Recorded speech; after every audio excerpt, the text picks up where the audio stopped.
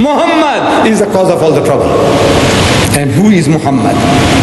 What they tell you here, it makes your blood boil. So what you do? Go and shoot them, kill them?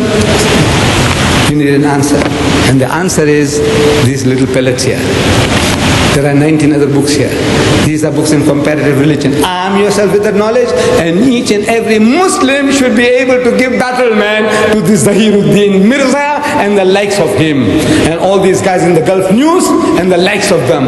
You should be in a position to talk. You. Every Muslim. Is the bounden duty of every Muslim to arm himself with knowledge that you can give battle. If you don't, then what you deserve, you're getting what you deserve. I would like to ask a question that is slightly away from tonight's topic, but it's related to dawah. People keep on coming up with questions that are designed to trip up when you talk to them about Islam. One of the questions that has been put very often is about witness in a court of law. They keep asking, why is it that two women are equal to one? And in these days of humanism, it is not easy to tell them that you just have to accept it on faith. We have to have an answer for it. I have not been able to find a good answer for it. I will try. I can't promise that it will satisfy anybody. But you ask the people, educated people.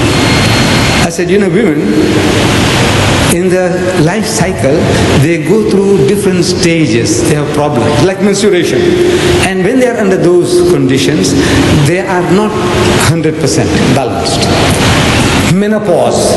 You read in the Time magazine about menopause. Just recently, the ones I'm talking about, menopause, the change of life. When that happens, what happens with the women? Mentally, intellectually, they are unbalanced. Now you are going to put them in the witness box under those conditions. You're not going to ask, are you menstruating, lady? Huh? Before I question you, cross-examine you, you have borne witness against my customer, my client. And now I want to cross-examine you. But before I cross-examine you, I want to know whether you are menstruating. What will you say? Somebody asking your wife, are you menstruating? Huh? He says, man, I'll shoot the guy. Man, damn it, you want to know about my wife? What's her period in her life? The monthly period. You talk about that? No, but we know for a fact, these physiologists will tell you that the woman is not the same throughout her life, throughout the whole month. There are fluctuations in her bodily reactions to problems. Menopause, again, problems. Now, under those circumstances, you are unjust to the woman by putting her to the stress, same as the man. Therefore, it says two women are to support each other in the evidence, and we will count it as one because of that weakness on her part. Not that we are looking down upon her, but the poor thing needs help and support. Yes, my son. Last question. Mr. Deedat, I would like to ask you a separate question, a bit out of the way. Some 9 years back, one Parsi gentleman, he put forward this question to me and I couldn't give him a reply. He said that whether it is Islam, or Christianity, or Jewish religion, it has started with incest. That is why I thought about this question again when you talked about incest. He's saying during Adam alayhi salam, his son and daughter got married. Now what answer you have to about this? He's saying your religions have all started with incest. That is what the Parsi gentleman told me. Now what is your answer for this? A logical answer. Well, look, as far as I know, I wasn't there. But since you are committing incest now, there's so much incest in all the Western world.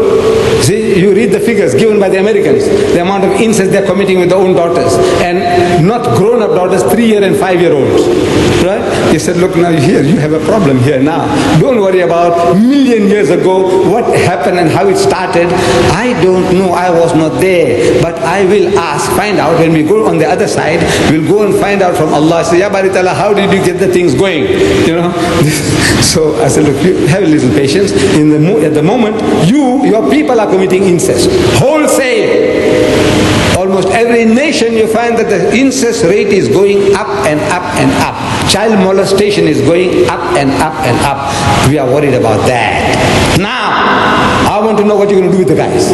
Your law, what does it say? You Americans, you Christians, you Buddhists, I want to know what does your law say about the man who commits incest with his daughter. What do you do? Because Islam says chop off his head. said, look, Islam has an answer. I want to know what you have to say. Whether what Adam did and his son Cain and Abel did, I said, look, I don't know. I don't want to know. Nothing, the Quran doesn't say anything about that they married the sisters or what and what not. I don't know. I haven't seen it. So, I'm not interested. I'm interested in you. Whether you are committing incest. And since you are so interested, it looks like that is now, it's on your tongue. I use it because I said the Bible is full of incest. 4 different types of incest in the first book of the Bible. Different types of incest. Is now educating you what you can do. So I said, such a book is going to do you harm, is going to program you, therefore keep away from it. George Bernard Shaw, he said, the most dangerous book on earth, George Bernard Shaw, he said, keep it under lock and key. Your children must not have access to it. And the Plain Truth magazine, it tells you that many a censor will give the Bible an X rating. And it is very good for teaching sex to children. You know, you're going to start the subject of sex. The Bible is the book. So the guy put the term to the table on the fellow. He said, I don't know why you are lapping up incest. Maybe somewhere along the line you want to justify it. That's what, the reason is you want to justify. Your great-grandfather a million years ago, if they committed incest, that means it's justifiable to you. Is that your reason for asking the question? No. He asked, that's what I'm telling him. Is that your reason? As Islam says, chop off your head.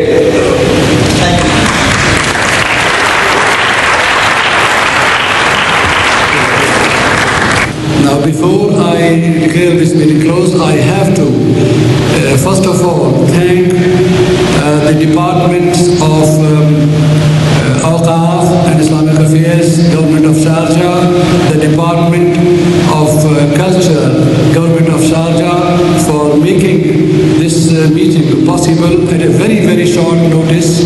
We have also to thank the Sharjah Television, the FM radio, Abu Dhabi radio, Al Radio, who announced about this meeting from time to time, this morning or throughout the day, which informed our brethren here to come here, despite the fact that we could not put an announcement in the newspapers about this lecture.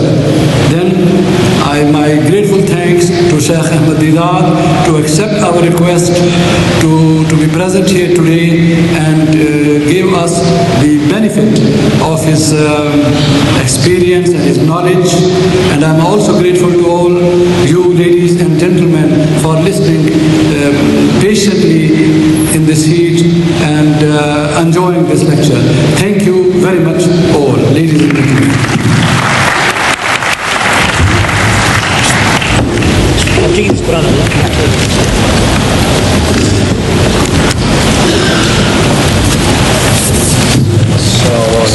Can you have some short for the TV from these books?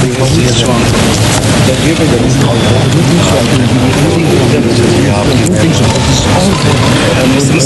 Can we take some shots about the books? Why not? Why not? Come on. Why not?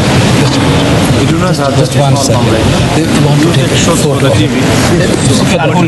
Yes, we hold. Yes.